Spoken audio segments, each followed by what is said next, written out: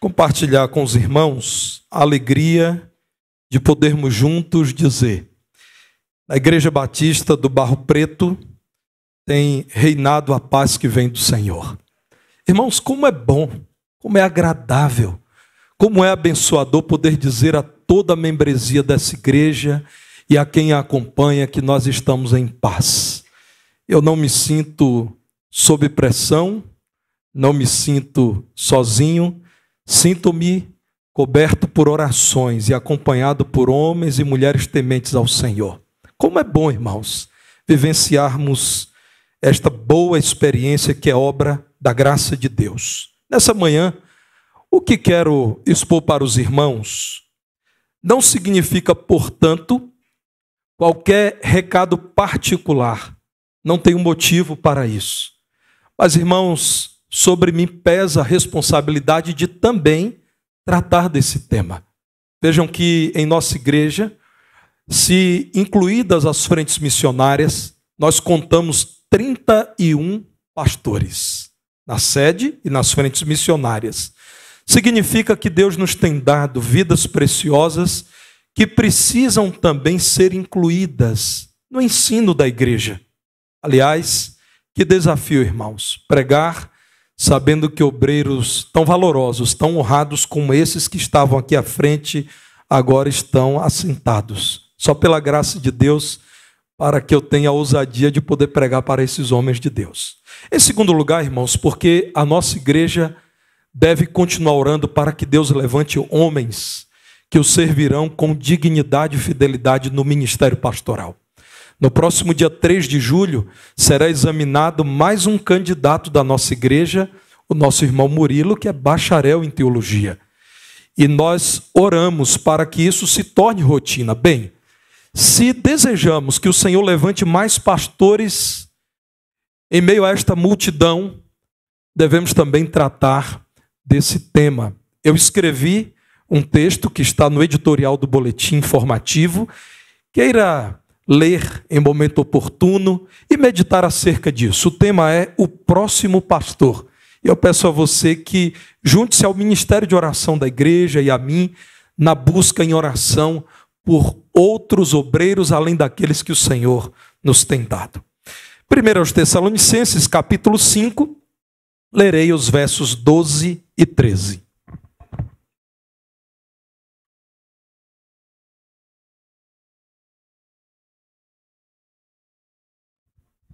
Eu acredito que quem desenhou esses copinhos não gosta de pastor. Isso é um problema. 1 Tessalonicenses 5,12 diz-nos assim: agora vos rogamos, irmãos, que aceiteis ou que acateis com apreço os que trabalham entre vós e os que vos presidem no Senhor e vos admoestam, e que os tenhais com amor em máxima consideração, por causa do trabalho que realizam. Vamos ler juntos a última parte do verso 13. Vivei em paz uns com os outros. Estas recomendações finais resumem a primeira carta de Paulo aos crentes que viviam em Tessalônica. E claro, são direcionadas não apenas aos crentes tessalonicenses, mas a toda a cristandade.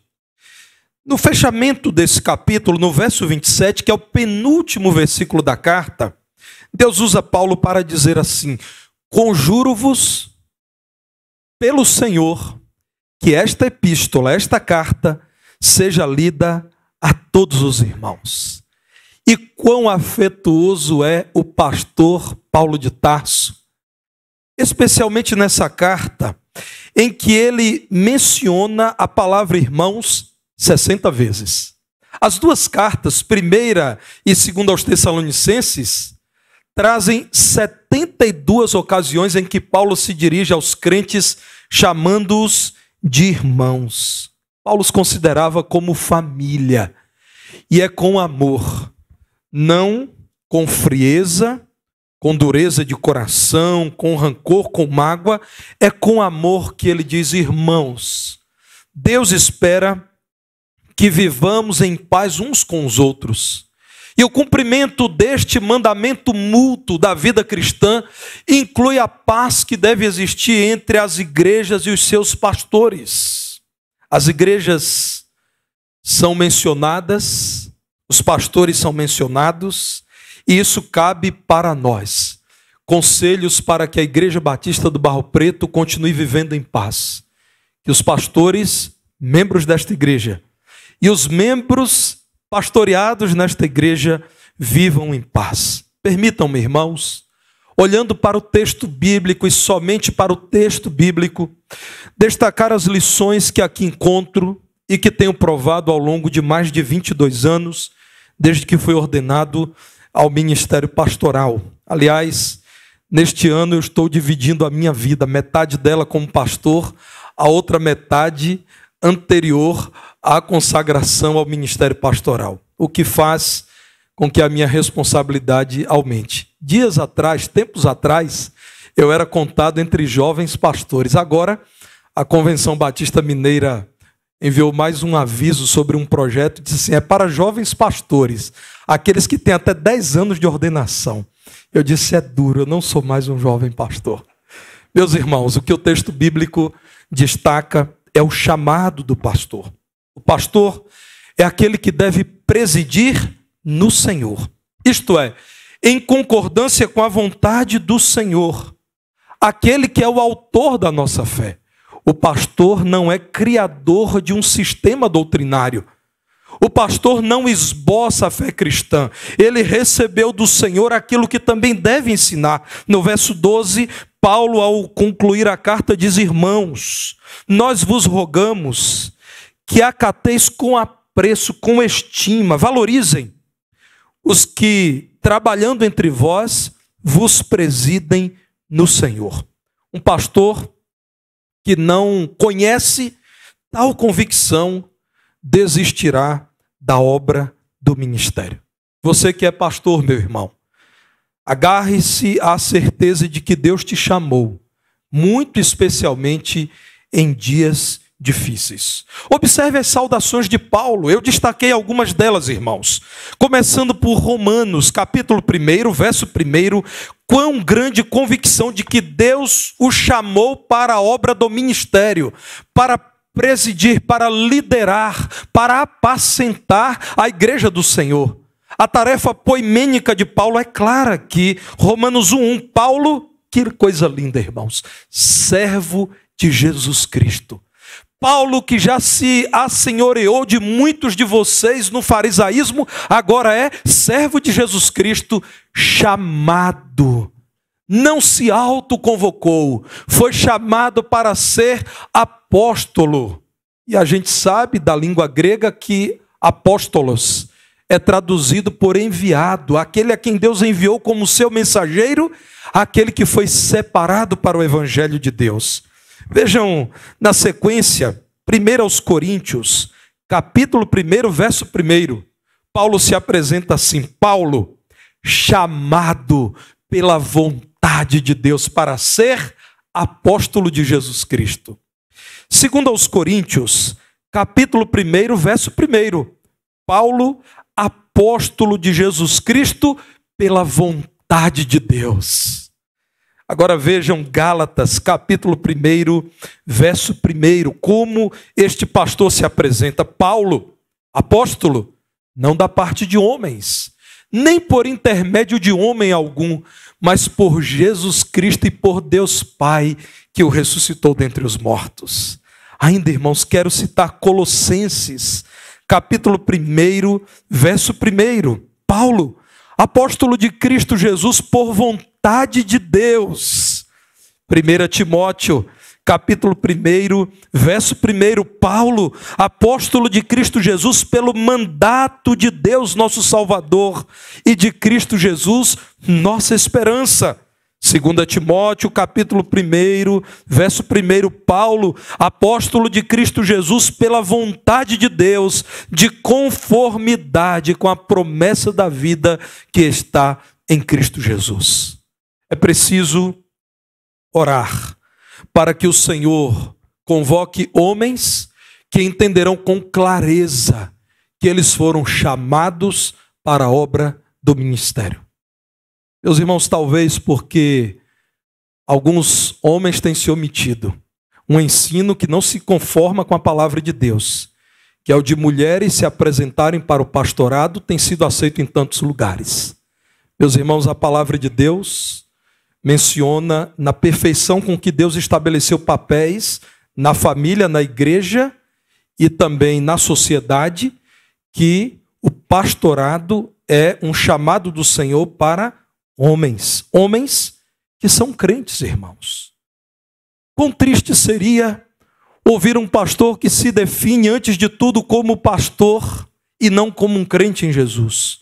Aquele que Deus chama é um convertido ao evangelho de Jesus Cristo. É um servo fiel. Bons crentes são reconhecidos para o ministério. Pelo menos é o que aconteceu comigo e o que eu ouço que tem acontecido com muitos irmãos.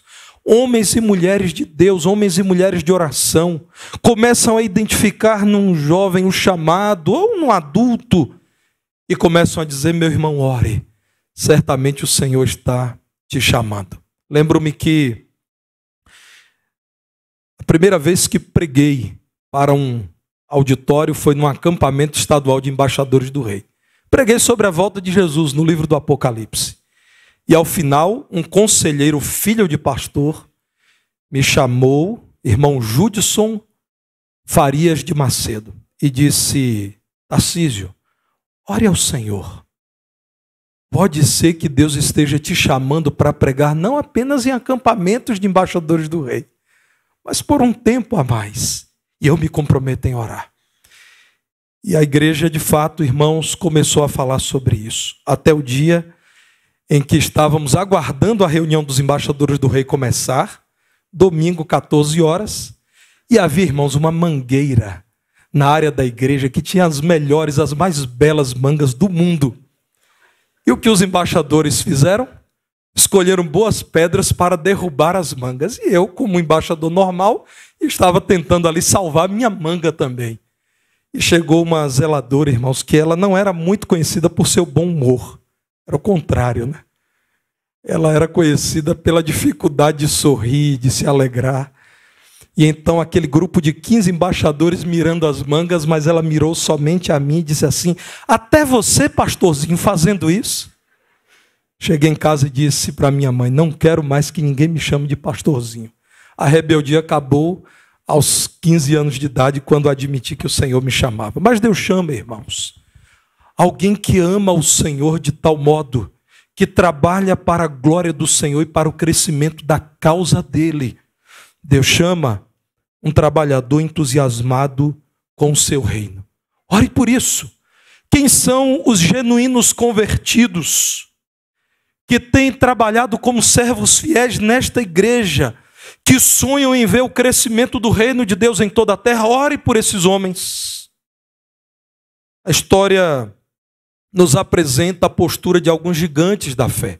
A biografia de Lutero, irmãos, diz que Lutero, quando procurado por algum jovem que se identificava como vocacionado para o ministério pastoral, Lutero então dizia: vá para casa.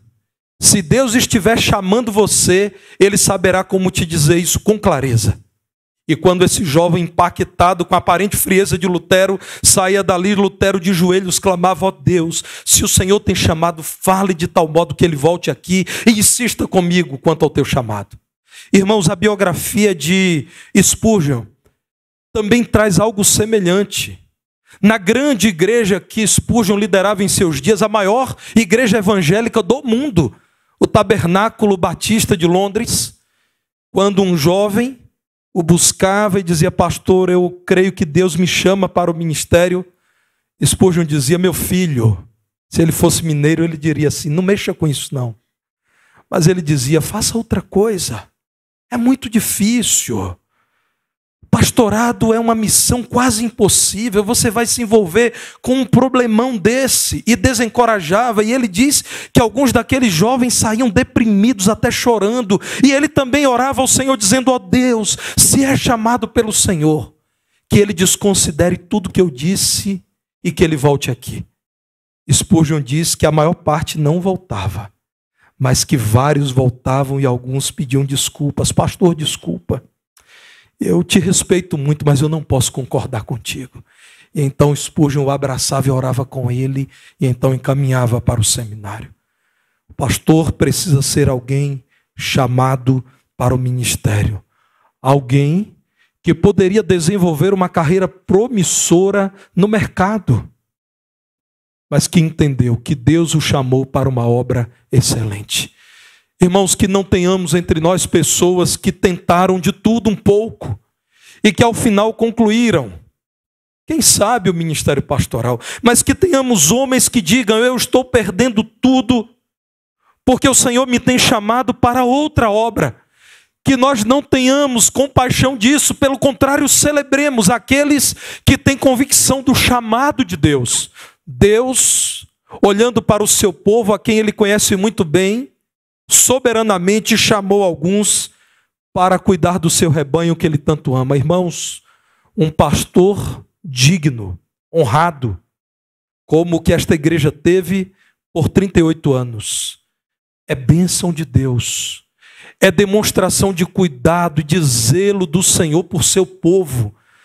Eu li, irmãos, uma literatura sobre ministério pastoral, e um dos autores, eu não consigo lembrar o autor porque era organizado por um pastor brasileiro, mas de 15 autores dizia assim: quando Deus quer punir uma igreja infiel, Ele permite que maus pastores dirijam essa igreja. Quando Deus quer corrigir, julgar uma igreja, Ele permite que um péssimo pastor suba ao púlpito. Isso me impactou. Que Deus nos dê pastores chamados, porque a obra, essa é a segunda lição do texto, é uma obra extensa e difícil. Vejam o verso 12. Nós imploramos, irmãos, que acateis com apreço os que trabalham entre vós e os que vos presidem no Senhor e vos admoestam. Verso 13, os que tenhais com amor em máxima consideração por causa do trabalho que realizam. Foi chamado para presidir o rebanho do Senhor. Dentre outros desafios da nossa época, os pastores lidam com ovelhas que escolheram o seu próprio pastor, normalmente no YouTube, e não ouvem a voz do seu pastor na igreja local. Tempos atrás eu ouvi um pastor dizendo-nos que esse é um grave erro, porque quando adoecemos, quem nos visita no hospital não é o pastor do canal do YouTube. Quando precisamos conversar, não está no gabinete pastoral da nossa igreja o pastor do YouTube. O pastor foi chamado para presidir. Irmãos, há muita gente que está equivocada quanto ao entendimento do que é ministério pastoral. Pastor não é aquele que tem algo a dizer acerca da Bíblia. Pastor é aquele que apacenta, é aquele que cuida, é aquele que orienta, é aquele que alimenta o rebanho. Então a atividade pastoral sempre está relacionada ao cuidado. Há quem se denomine pastor na internet, mas que não apacenta ninguém. É preciso valorizarmos a obra de quem está cuidando daquilo que é preciosíssimo aos olhos do Senhor. Vocês, o corpo de Cristo, o rebanho do Senhor, a igreja de Deus. O pastor foi ensinado ou foi chamado para ensinar o povo de Deus. A palavra de Deus diz: aqueles que presidem no Senhor e vos admoestam, sejam acatados com apreço. Meus irmãos, algumas ovelhas criam a sua própria declaração doutrinária. Todo pastor fiel deve ter como sua declaração doutrinária a palavra de Deus. Ele foi chamado para uma obra extensa e difícil, mas ele tem em suas mãos um manual precioso para a realização dessa obra e o poder do Espírito em sua vida para realizá-la.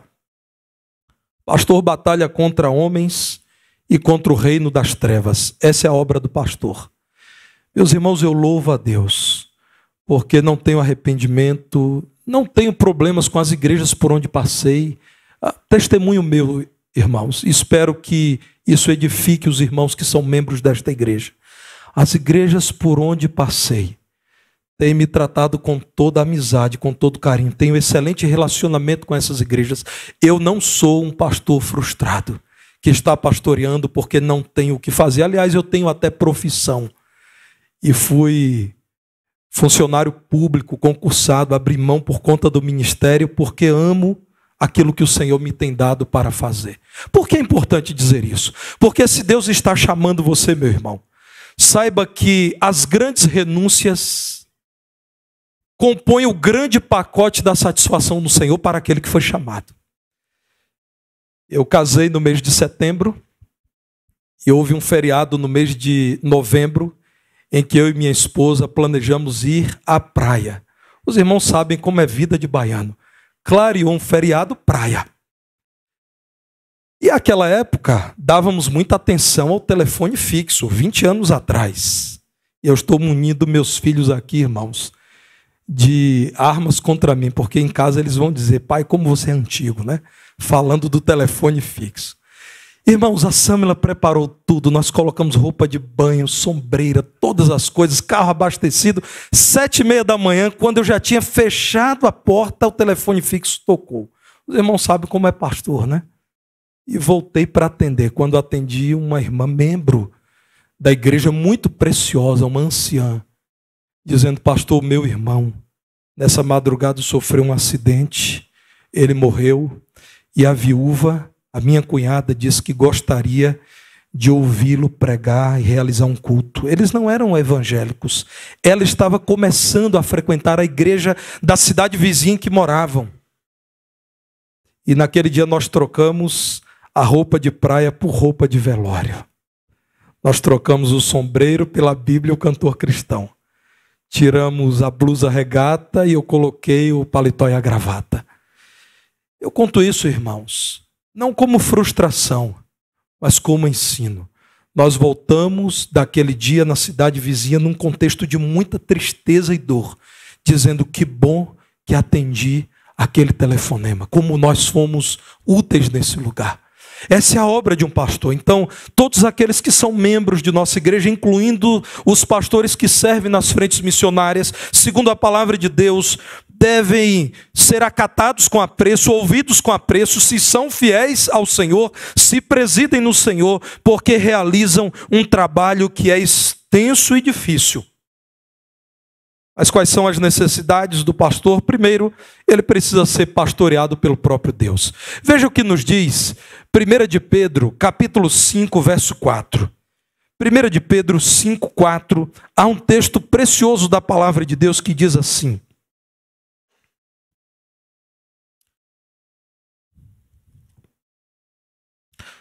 logo que o Supremo Pastor se manifestar, recebereis a imarcessível coroa da glória. Todo pastor das igrejas do Senhor precisa contemplar essa convicção de que existe um grande pastor e todos nós somos pastores auxiliares dele. E há uma coroa que vem dele, que ninguém poderá roubar. Ele um dia se manifestará. E ele então dirá, meu filho João Miguel, a quem chamei para pastorear, eis aqui a coroa. Meu filho José Cassimiro, a quem chamei para a obra honrosa. Meu filho Roberto Macharete, meu filho Anderson e todos que aqui estão. É preciso, irmãos, que aqueles que foram vocacionados pelo Senhor entendam que as necessidades são supridas pelo sumo pastor. O que dizer a um obreiro que se considera sempre esquecido, injustiçado, que não recebeu oportunidade, se Deus é soberano e se agindo Deus ninguém pode impedir? Todo aquele que Deus chamou para o ministério precisa compreender que os homens não podem frustrar os planos de Deus. Deus chama os seus servos para ocuparem funções e ninguém poderá tirá-los antes do momento determinado pelo Senhor. É importante que o pastor se agarre a esta certeza. O pastor precisa ser honrado pela igreja. 1 Timóteo, capítulo 5, versos 17 a 19. Irmãos, eu quero de modo enfático afirmar que eu não creio que todo pastor deva ser obedecido cegamente. A palavra de Deus nos traz uma baliza que nós já lemos aqui. Os que presidem no Senhor, gente temente a Deus e que obedece à palavra do Senhor. O rebanho do Senhor não deverá obedecer a um homem herege, a um homem imoral, a um homem desonrado. A palavra de Deus nos apresenta critérios que são seguros para a igreja de Jesus. 1 Timóteo 5,17, devem ser considerados merecedores de dobrados honorários os presbíteros. A palavra presbiterói é traduzida como ancião ou pastor, que presidem bem. Os pastores que presidem bem. E a palavra de Deus, com clareza que lhe é peculiar, diz: com especialidade os que se afadigam na palavra e no ensino. Pois a Escritura declara: não amordaces o boi quando pisa o trigo, e ainda o trabalhador é digno do seu salário. Antes de lermos o verso 19, a palavra de Deus diz que devem ser honrados com sustento digno. O que é sustento digno? O melhor que cada igreja local pode oferecer. E diz a palavra de Deus que com especial atenção devem ser lembrados aqueles que se dedicam ao ensino, à doutrina. Irmãos, como isso é importante. Muito embora eu concorde que é um tema a ser tratado no púlpito e nas reuniões cristãs, a vida social, posicionamentos políticos, mas, irmãos, pastor não é cabo eleitoral, pastor não é agente de campanha política. E eu noto que há crentes que gostariam que o pastor deixasse de ser primordialmente um doutrinador para se tornar um promotor de campanhas políticas. O prejuízo sobre a igreja será imenso se os pastores começarem a acreditar que eles não são primordialmente homens que ensinam a palavra. Influenciadores digitais, será um tremendo prejuízo para a igreja se os pastores trocarem o serviço do doutrinamento à igreja local pelo alvo primeiro da influência nas redes sociais. As redes sociais que são tóxicas, irmãos. Quantos pastores, sérios inclusive, sendo atacados. Eu vi isso com 2 pastores idosos, tempos atrás, um batista e um outro presbiteriano, 2 homens honrados, que ao colocarem o que pensavam, irmãos, foram agredidos por meninos que estão começando a vida.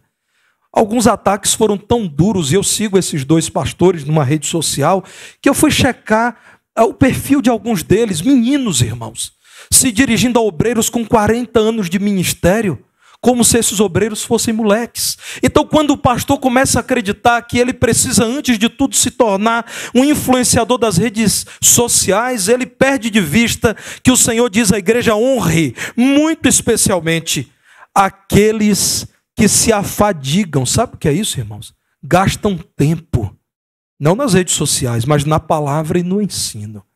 Irmãos, preparar sermões bíblicos custa tempo. Dá trabalho. Pastor que está atualizado sabe de tudo que acontece no Facebook, no Instagram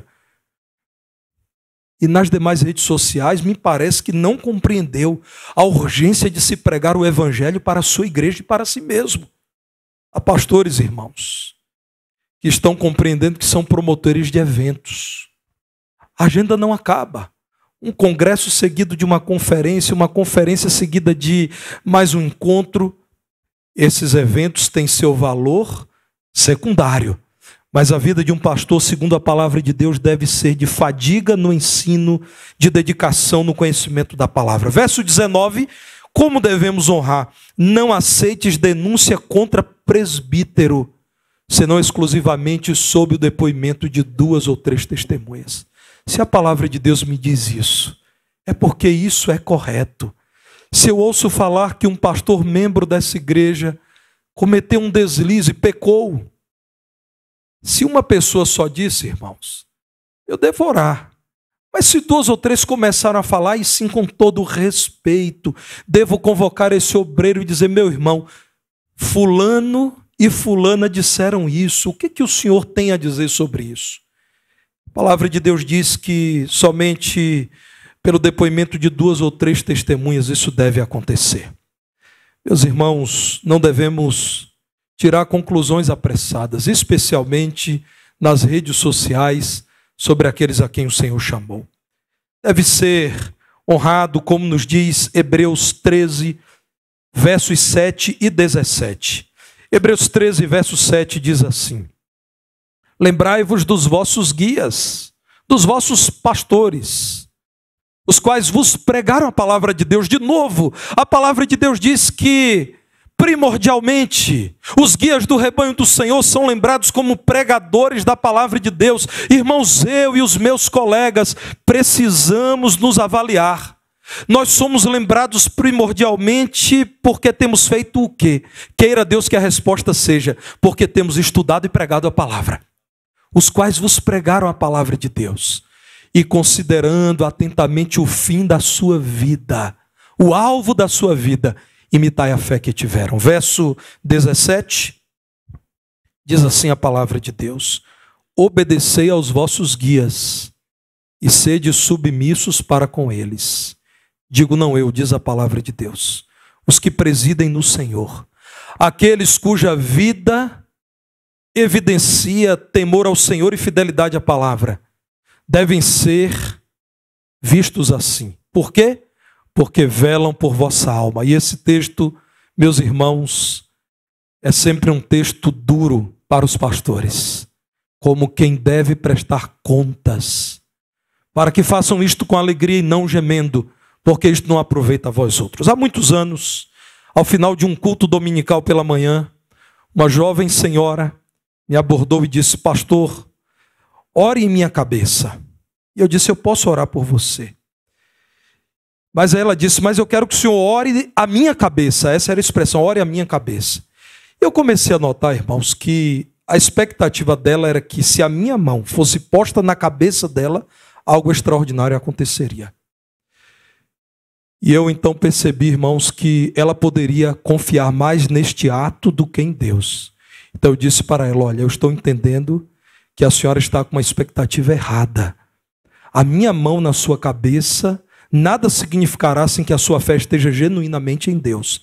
Então eu posso pegar em sua mão e orar pela senhora, mas na sua cabeça eu não ponho a mão. Ela olhou e disse: mas pastor, tem que ser na cabeça. E começou a ficar uma conversa sobre cabeça. É difícil, né, irmão? Mas por que tem que ser na cabeça? Não, porque quando é na cabeça, vem de cima para baixo. E eu então abri a palavra de Deus, mostrei que não deveria ter essa expectativa. Peguei a mão daquela senhora, com muito respeito, sentado no banco da igreja, pessoas passando por ali, e orei por ela, e orei crendo no Senhor, irmãos. Irmãos, nós precisamos levar isso a sério. Pastor é primordialmente aquele que ensina a palavra. Esses que são fiéis à palavra devem ser obedecidos. A estes devemos nos submeter. Diz a palavra de Deus que eles um dia prestarão contas. Portanto, devem fazer, segundo Hebreus 13:17, o seu trabalho com alegria e não gemendo, porque isto não aproveita a vós outros. Conversa minha com a minha esposa. Às vezes, irmãos, nos entristecemos, porque há momentos em que pastores se encontram e lamentam, reclamam, sofrem, e nós sempre dizemos: não é o que nós temos. Conhecemos dias difíceis, sim, desafios, sim, mas quão alegre tem sido servir ao Senhor, com grande honra. Irmãos, a alegria de ter sido chamado, de poder trabalhar na igreja de Jesus, deve suplantar qualquer experiência difícil. O Novo Testamento demonstra que o pastor é eleito pela igreja para ser auxiliado pela igreja. E ele pode também ser destituído pela igreja. Sim, isso é bíblico. Um homem que não preside no Senhor, na verdade, é dever da igreja destituí-lo do lugar em que ele pode prejudicar o rebanho do Senhor e pode até matar uma igreja. É triste dizer isso, né, irmãos? Algumas boas igrejas involuíram por conta de maus pastorados, por conta de maus pastores. Graças a Deus, não é a história da Igreja Batista do Barro Preto. Aliás, está presente também aqui uma representante do saudoso pastor Rui Franco de Oliveira. Então, irmãos, eu já mencionei agora 2 ex-pastores desta igreja. Agradecendo ao Senhor, irmãos, porque esta igreja tem sido abençoada pelo Senhor com pastores que amaram o rebanho, que são amados. É uma necessidade do pastor. Ele deve dar amor e precisa receber amor. Não abra mão de dar aquele gostoso abraço no pastor João Nair. Não abra mão de cumprimentar com alegria o pastor Petrônio. Não abra mão de surpreender o pastor Márcio Soares com aquele telefonema. Faça isso, meu irmão, porque esse é algo que mexe com o coração do pastor. É receber amor das ovelhas do Senhor. Deus nos fez para isso. Não esqueça de convidar o pastor Luciano para um churrasco. É isso mesmo, pastor Luciano?